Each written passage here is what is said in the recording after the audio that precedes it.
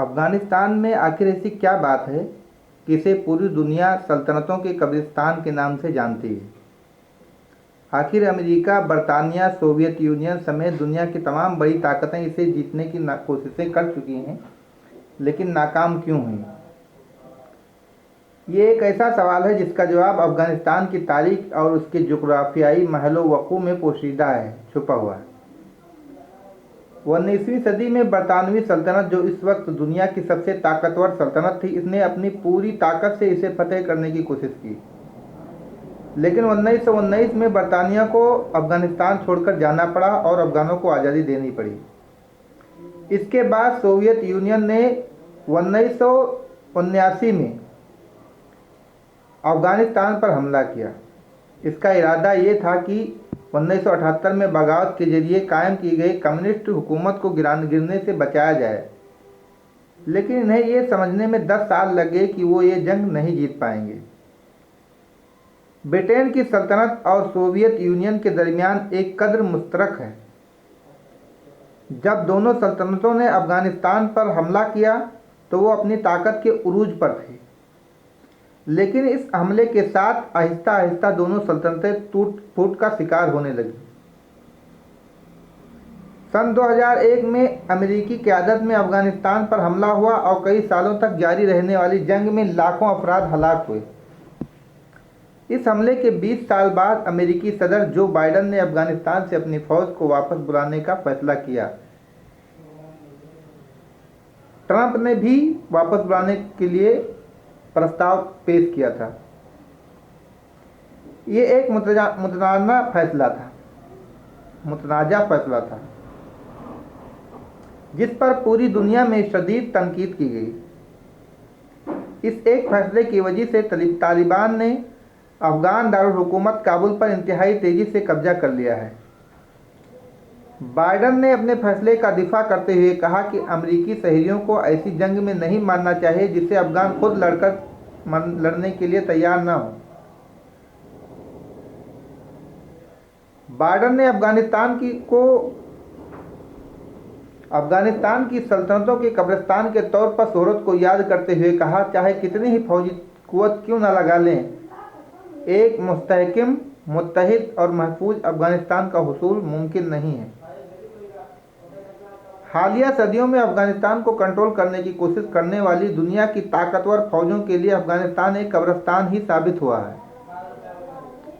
इब्तिदा में इन हमला आवर लश्करों को कुछ कामयाबी मिली हो, लेकिन आखिर में इन्हें अफगानिस्तान छोड़कर भागना ही पड़ा। अफगानिस्तान की तारीख पर अफगानिस्तान सल्तनतों का कब्रिस्तान नामी किताब लिखने वाले और दिफा और खारजा पॉलिसी के तज्जियाकार डेविड अस्बी, जिन्होंने बीबीसी मंडू को बताया, ऐसा नहीं है कि अफगान काफ़ी ताकतवर हैं, लेकिन अफगानिस्तान में जो कुछ हुआ है इसकी वजह हमला आवर कुव्वतों की गलतियां हैं। बड़ी ताकतों को शिकस्त क्यों हुई? अस्बी का कहना है कि अगर गैर जानिबदारी के साथ देखा जाए तो अफगानिस्तान एक मुश्किल जगह है। ये एक पेचीदा मुल्क है जहां इंफ्रास्ट्रक्चर की सूरत हाल नागुफ्ता बह है, बहुत महदूद तरक्की है और ये खित्ता हर तरफ ज़मीन से घिरा हुआ है। बहरहाल अस्बी का कहना है कि सोवियत यूनियन, बरतानिया या अमेरिका किसी भी सल्तनत ने अफगानिस्तान के साथ लचीलेपन का मुजाहरा नहीं किया है। वो अपनी राह जाना चाहते थे और वो गए भी, लेकिन उन्होंने कभी अफगानिस्तान में मौजूदा पेचीदगियों को नहीं समझा। अक्सर कहा जाता है कि अफगानिस्तान को फतेह करना नामुमकिन है। ये एक गलत बयान है। ईरानियों, मंगोलों और सिकंदर ने अफगानिस्तान को फतेह किया है, लेकिन ये बात यकीनी है कि ये एक ऐसी दिलेरी है जिसकी कीमत चुकानी पड़ती है, और इससे कबल काबुल पर हमला करने वाली आखिरी 3 बड़ी सल्तनतें अपनी कोशिश में बुरी तरह नाकाम हो चुकी हैं। बरतानवी सल्तनत और 3 हमले। 19वीं सदी के बेशतर हिस्से में अफगानिस्तान वस्ती एशिया को कंट्रोल करने के लिए बरतानवी और रूसी सल्तनतों के दरमियान जंग का एक अहम स्टेज था। इसके ताल्लुक से रूस और बरतानिया के दरमियान कई दहाइयों तक सिफारती और सियासी कशमकश जारी रही। जिसमें बिलाखिर बरतानिया की जीत हुई, लेकिन बरतानिया को इसकी बड़ी कीमत चुकानी पड़ी। बरतानिया ने अफगानिस्तान पर सन 1839 और 1919 के दरमियान 3 मरतबा हमला किया और कहा जा सकता है कि बरतानिया तीनों बार नाकाम रहा। सन 1839 की पहली एंग्लो अफगान जंग में बरतानिया ने काबुल पर कब्जा कर लिया, क्योंकि बरतानिया का ख्याल था कि अगर इसने ये कदम नहीं उठाया तो रूस काबुल पर कब्जा कर लेगा। इसकी वजह से बरतानिया को तारीखी शिकस्त का सामना करना पड़ा। कुछ कबाइल ने दुनिया के ताकतवर तरीन मुल्क की फौज को इंतहाई मामूली हथियारों से तबाह कर दिया। 3 साल के हमले के बाद बिलाखिर अफगानिस्तान ने हमला आवर फौजों को भागने पर मजबूर कर दिया। 6 जनवरी सन 1842 को जो 16,000 फौजी ब्रिटिश कैंप से जलालाबाद रवाना हुए थे, इनमें से सिर्फ एक बरतानवी शहरी जिंदा वापस आया। असदी बताते हैं कि इस जंग ने बड़े सगीर में बरतानवी तौसी पसंदाना पॉलिसी को कमज़ोर किया और इस तस्वुर को भी नुकसान पहुंचाया कि अंग्रेज़ नाकाबिले तस्खीर हैं, यानी कि कोई उन्हें जीत नहीं सकता। 4 दहाइयों के बाद बरतानिया ने एक बार फिर कोशिश की। इस बार इसे कुछ कामयाबी मिली। सन 1878 से लेकर 1880 के दरमियान दूसरी एंग्लो अफगान जंग के नतीजे में अफगानिस्तान बरतानिया की हिफाजत वाली रियासत बन गया, लेकिन बरतानिया को काबुल में रेजिडेंट वजीर रखने की अपनी पॉलिसी को तर्क करनी पड़ी। इसके बजाय सल्तनत बरतानिया ने एक नया अफगान अमीर मुंतखब करके अपनी फौजें मुल्क से वापस बुला ली। लेकिन 1919 में जब इस नए अमीर ने खुद को बरतानिया से आज़ाद करार दिया तो तीसरी एंग्लो अफगान जंग शुरू हुई। ये वो वक्त था जब एक जानिब बिल्शविक इंकलाब ने दूसरे खतरे को कम कर दिया और दूसरी जानिब पहली जंग अजीम ने बरतानवी फौजी अखराजात में बहुत इजाफा कर दिया था। ऐसी सूरत हाल में बरतानवी सल्तनत में अफगानिस्तान के बारे में दिलचस्पी कम हो गई। इस वजह से 4 माह की जंग के बाद बरतानिया ने बिलाखिर अफगानिस्तान को आज़ाद करार दे दिया। अगरचे बरतानिया अफगानिस्तान में सरकारी तौर पर मौजूद नहीं था, लेकिन यह ख्याल जाहिर किया जाता है कि इसने कई सालों तक वहां अपना असर-शौक बरकरार रखा। सोवियत यूनियन की जंग 1920 के दौरान अमीर अमानुल्लाह खान ने मुल्क में इस्लाह करने की कोशिश की। इनमें ख्वातीन के बुर्का पहनने के रिवाज को ख़त्म करना भी शामिल था। इस्लाह पसंदों की इन कोशिशों ने कुछ कबाइल और मजहबी रहनुमाओं को नाराज़ कर दिया, जिसके नतीजे में खाना जंगी शुरू हो गई। इस खाना जंगी की वजह से अफगानिस्तान की सूरत हाल कई दहाइयों तक कशीदा रही। 1979 में सोवियत यूनियन ने अफगानिस्तान पर हमला कर दिया ताकि एक बुरी तरह से गैर मुनज़्ज़म कम्युनिस्ट हुकूमत को इक़्तिदार में बरकरार रखा जा सके।